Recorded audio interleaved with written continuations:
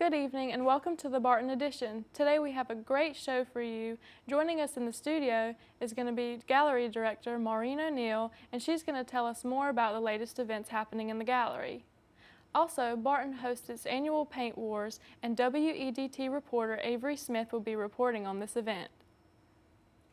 Barton College Paint Wars is an annual event where students break up into their classes and compete in an all-out paint competition.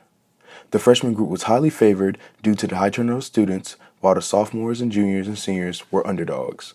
Barton College SGA President Taylor Medlock helped explain rules while also giving us an insight on how the event turned out. I think this year's Paint Wars was a really good turnout. I was actually very surprised by how many students ended up showing up.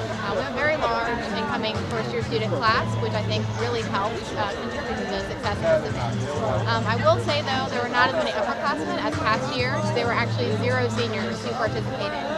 And I think that number's kind of dwindled. I think most students do it for 1 year, and once they experience it, they're okay and don't want to do it again. Equipped with safety goggles and an assortment of colorful paint, the wars begin with the main goal of covering the opposite team in the most paint, and the team who's the cleanest is crowned Paint War champions.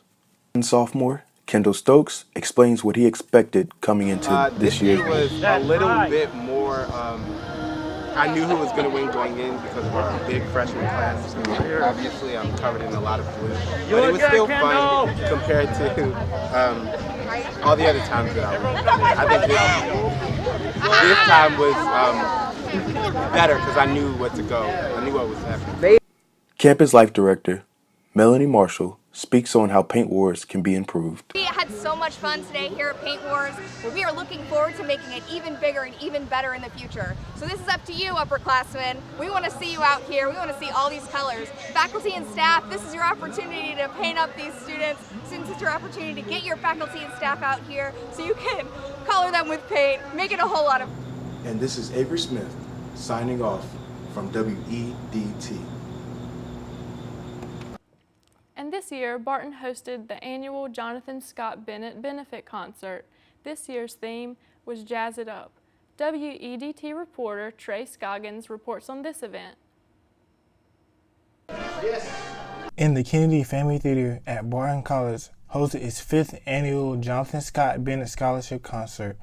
The Starlight Dance Band out of Goldsboro, North Carolina, with 8 stellar singers, each impressed the audience with energy and enthusiasm, and with a concert of music that are beautiful, elegant, dramatic, and powerful to the audience.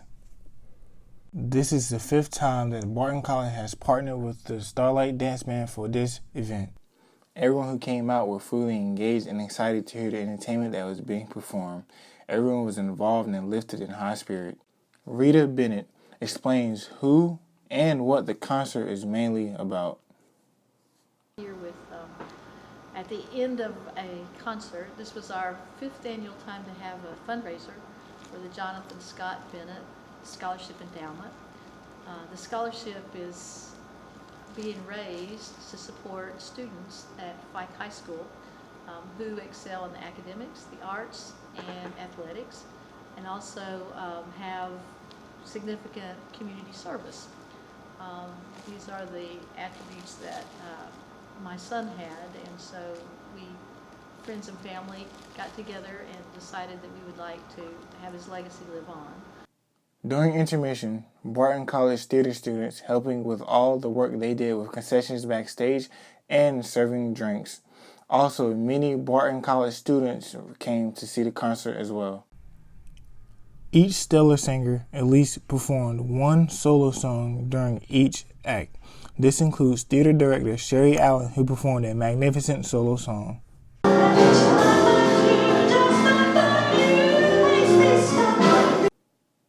Barton College student Nick Lee controlled the sound for the entire concert.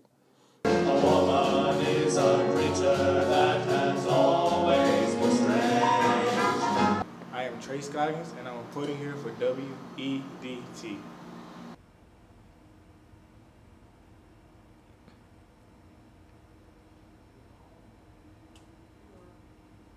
Joining us today in the studio is Director of the Barton Art Galleries, Maureen T. Good morning. Good morning. So tell us more about the upcoming show in the art galleries. Who is the next visiting artist? Okay. The next visiting artist is Jeremy Dean, and Jeremy Dean's show, Neither I, Nor Time, Nor History, will be opening on October 10th, Thursday. We'll have a reception that day from 5 to 7. Jeremy will be giving a gallery talk at 6 o'clock. And it's also sponsored by our Friends of Visual Arts, so there'll be a dinner that follows that's reservation only at 7. Perfect. So what kind of artwork can we expect to see at this show? It's pretty different. Jeremy Dean has a long career of doing, he's kind of considered a multidisciplinary artist. And so he does a lot of different things. He's been a filmmaker, he's a photographer, he does mixed media pieces, sculpture. But the common thread throughout his work is a theme. He's really inspired by culture, our culture, and social justice. So that you'll see sort of running through the scope of the work that will be in the Barton Art Galleries. So what kind of work does the artist in residence do while they're here with Barton? Besides being here as an exhibiting artist and having the reception and the gallery talk, the big event on October 10th, Jeremy will be staying with us for 2 weeks. And during that time, he'll work with Teresa Scott's photography class on a project related to sort of archival photography and research. He's also going to meet with Blaise Noto's class, his law and ethics class, and talk to them. He'll be meeting with Blythe Taylor's class, her Gen 301 class, which is peacemaking through communication. And because Jeremy has this sort of, interest in social justice, it makes him sort of this kind of ideal artist in residence, because it's not just the art students that he'll have an impact on. It will be, a wider community, the wider community of students at Barton College. Will find him kind of interesting and provocative. In another event that will be considered a cultural event credit for students looking at the blueprint, especially freshman students at Barton, will be a gallery talk specifically for students on October 23rd at 6 o'clock in the gallery. So is there anything else that you'd like to add about the upcoming gallery events? Just hope that folks come out and support the arts in our community at the gallery, and the reception's lots of fun.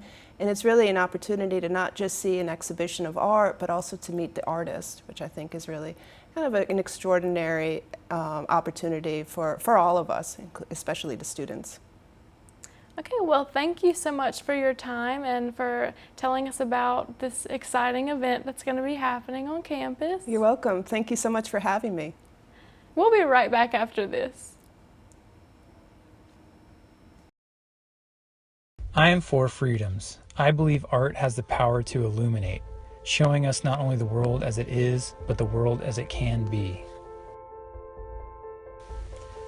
The images used in this For Freedoms billboard come from a series of unwoven flags that I have been making for over a decade. At a time when many of us feel like the forces of political, social, and economic polarization are causing a slow motion unraveling, this piece reminds us that each one of us has a part to play in the work of democracy, and that the fabric of America can only exist with unity. Unwoven, rewoven. It's unclear whether we are coming together or coming apart.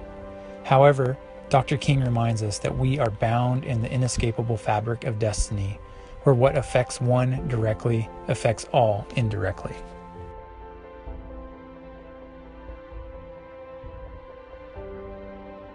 Welcome back to the show, and today we'll leave you with some pictures of the beautiful landscaping around campus.